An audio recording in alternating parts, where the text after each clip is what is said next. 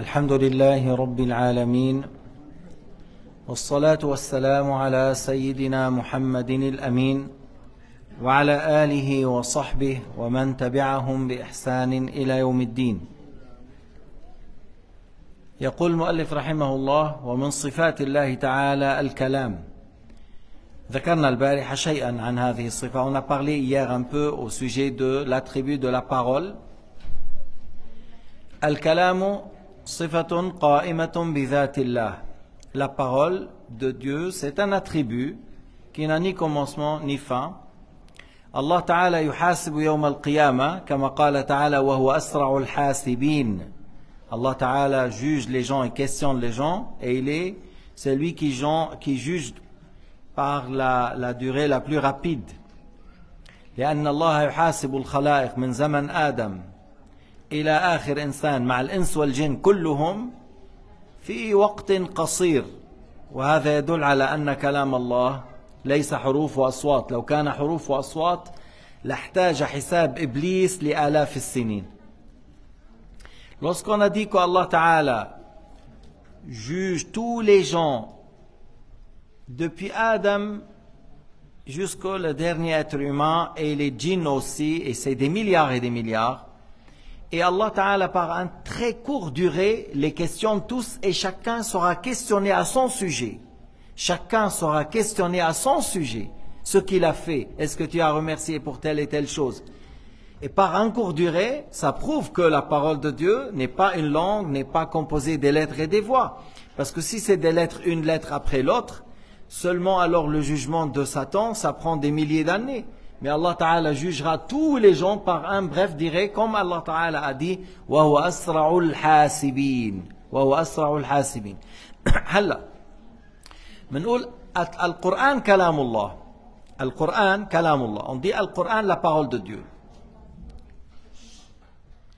Lorsqu'on dit Al-Qur'an, la parole de Dieu, ça peut être, on vise par ça l'attribut de Dieu, et si tu vises par ça l'attribut de Dieu, alors tu dis, n'a pas de début, n'a pas de fin, ne ressemble pas aux attributs des créatures.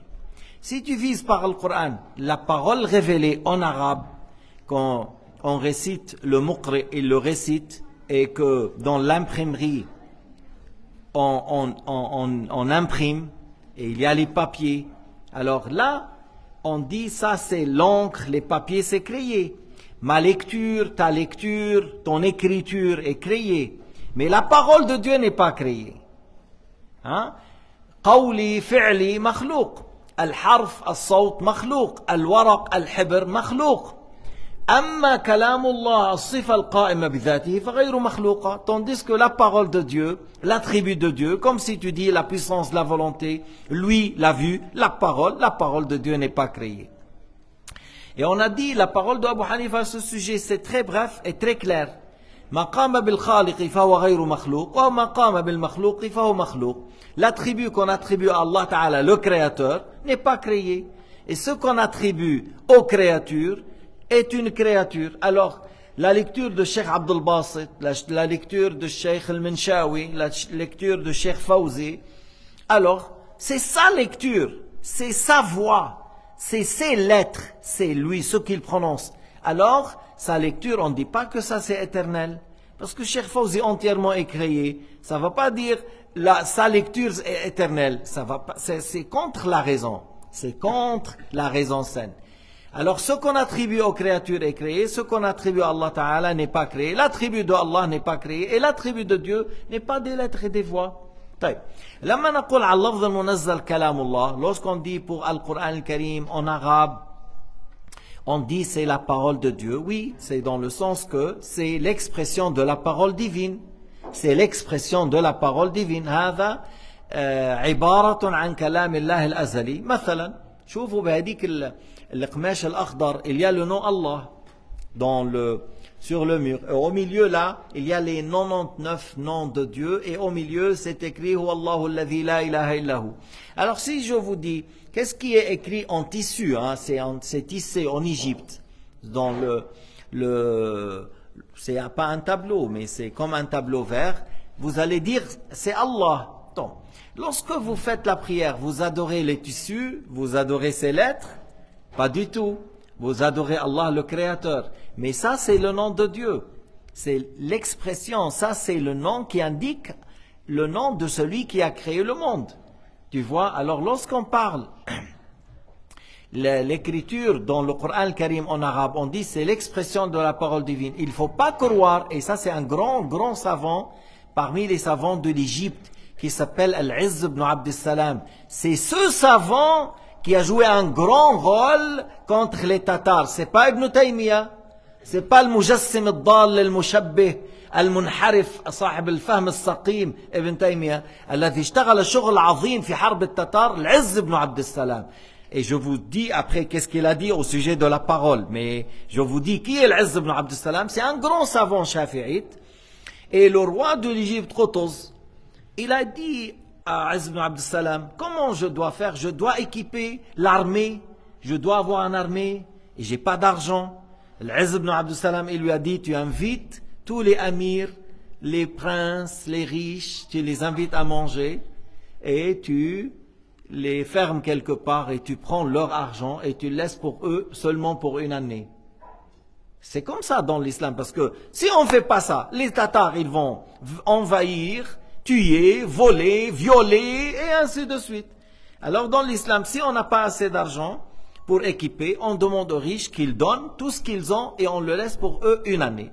Alors, l'Izz ibn Abd Salam a donné la fatwa au roi Qutuz et par la suite, lui, il a pris l'argent et il a acheté tout ce qu'il faut pour l'armée de l'Mamalik, l'armée islamique de l'Égypte, soit à la hauteur de confronter à l'époque, c'était quelque chose de, comme tu dis, bombe nucléaire, les Tatars. Lorsqu'ils viennent, ils tuent tout, ils volent, ils font des grands mal. Et il y avait une grande victoire des musulmans dans la bataille de Ain Jalut qui a eu lieu vers la région, parce que lui, il a voulu pas qu'il s'approche de l'Égypte, ils ont fait vers la Palestine, leur endroit qui s'appelle Ain Jalut. Mais l'Izz ibn Abd Salam, il a un livre dans l'Aqaïd, et c'est un imam, un grand imam. Et lorsqu'il a parlé de la tribu de Dieu, il a dit à la tribu de Dieu, la parole de Dieu n'est pas créée, n'a pas de début, n'est pas composée des lettres et des voix. Et il a dit, on ne peut pas imaginer que la tribu de Dieu rentre dans l'encre et dans les papiers. Il a dit, لا يتصور أن يحل كلام الله صفة الله في الحبر والورق.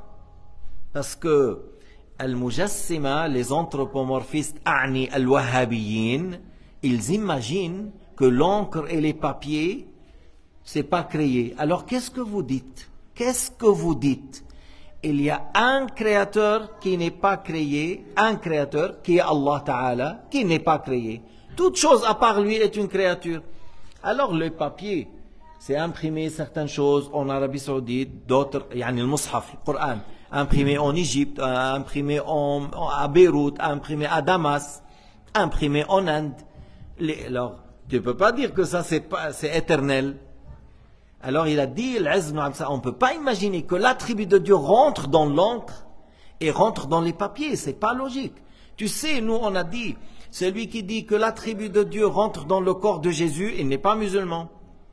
Lorsqu'il y a certains qui disent, Jésus est un Dieu et un être humain en même temps. Ils disent l'attribut de Dieu qui est, ils disent Al-Kalima, et ils visent par ça la science, ils disent est rentré dans le corps de Jésus. Qu'est-ce qu'ils ont dit les musulmans à ce sujet? Que celui qui dit ça, il n'est pas musulman, il sort de l'islam. Celui qui croit que l'attribut de Dieu est rentré dans le corps de Jésus. Alors celui qui dit l'attribut de Dieu rentre dans tous les papiers, dans l'encre, c'est grave ça. Il a dit l'Izz ibn Abd Salam, on ne peut pas imaginer ça, mais il a dit ça parce